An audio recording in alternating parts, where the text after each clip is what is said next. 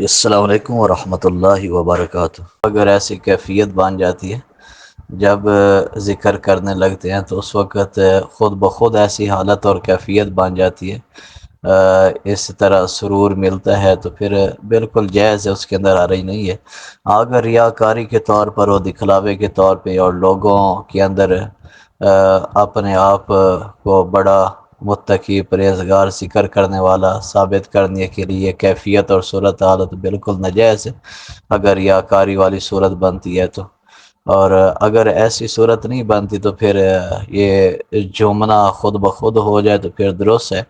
باقی جو مرکات شرح مشکات ہے اس میں جو حدیث پاک ذکر کی گئی کہ نبی کریم رؤوف رحیم صلی اللہ علیہ وآلہ وسلم پہاڑ پہ تشریف لے کے گئے، آپ کے ساتھ سیدنا صدیق اکبر، حضرت عمر، حضرت عثمان، چند صحابہ اکرام علیہ رضوان تھے۔ تو جب پہاڑ پہ تشریف لے کے گئے تو وہ اس طرح جھومنے لگ گیا، تو نبی کریم صلی اللہ علیہ وسلم نے اپنا پاؤں مبارک اس پہ مارا، تو آپ نے کیا فرمایا اثبتوا فإنما علیک نبی و صدیق و شہیدان۔ تو اس کے تحت مرکات شرح مشکات کے اندر مولا علی قاری رحمۃ اللہ تعالی علیہ یہی ذکر فرماتے ہیں کہ اس طرح یعنی کہ جب سرور آئے اور خوشی اس طرح حاصل ہو، پھر یہ وجد والی کیفیت طاری ہو جائے تو وہ تو درست ہے، لیکن ایسی کیفیت جس کی وجہ سے دوسروں کو اذیت اور پریشانی کا سامنا کرنا پڑے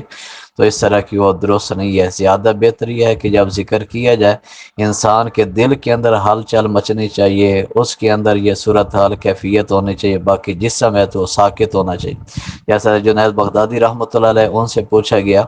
کہ آپ پر وجد والی کیفیت طاری نہیں ہوتی، باقی جو ہوتے ہیں تو ان پر وجد والی کیفیت طاری ہو جاتی ہے، تو آپ کی صورتحال کیوں نہیں؟ تعارف میں ترى الجبال تحسبها جامدة وهي تمر مر السحاب، یہ کلمات پڑھے کہ آپ پہاڑوں کو دیکھیں گے قیامت والے دن کہ وہ اڑ رہے ہوں گے، یا تم کو یہ پتہ چلے گا، تم یہ خیال کرو گے ٹھہرے ہوئے ہیں، حالانکہ کیا ترى الجبال تحسبها جامدة، تم خیال کرو گے کہ وہ کیا ہے ٹھہرے ہوئے ہیں، وَهِيَ تَمُرُّ مَرَّ السَّحَابِ، وہ اسی طرح جیسے بادل پھرتے ہیں تو اس طرح وہ اڑ رہی ہوں گے اس وقت۔ تو مطلب سیدنا جنید بغدادی علیہ السلام نے بتایا کہ ہمارا دل وہ وجد کر رہا ہوتا ہے لیکن ہمارا جسم ہے اس کی یہ صورت حال نہیں ہوتی۔ تو اس کے تحت ذکر کیا ہے مولا علی قاری علیہ الرحمہ نے کہ مرکات شرح مشکات کے اندر کہ جو ضبط ہے یہ وجد سے اعلیٰ ہے، یہ ضبط وجد سے بہتر ہے، مطلب ضبط ہونا چاہیے، وجد والی کیفیت سے ضبط بہتر ہے۔ لیکن اگر اس طرح کسی کا بھی اختیاری صورت آ جاتی ہے تو اس میں حرج نہیں ہے، اس میں کوئی حرج نہیں، لیکن دکھلاوا ریاکاری کے طور پر نہیں ہونا چاہیے، تو پھر کوئی معاملہ نہیں ہوگا، یہ درست ہوگا۔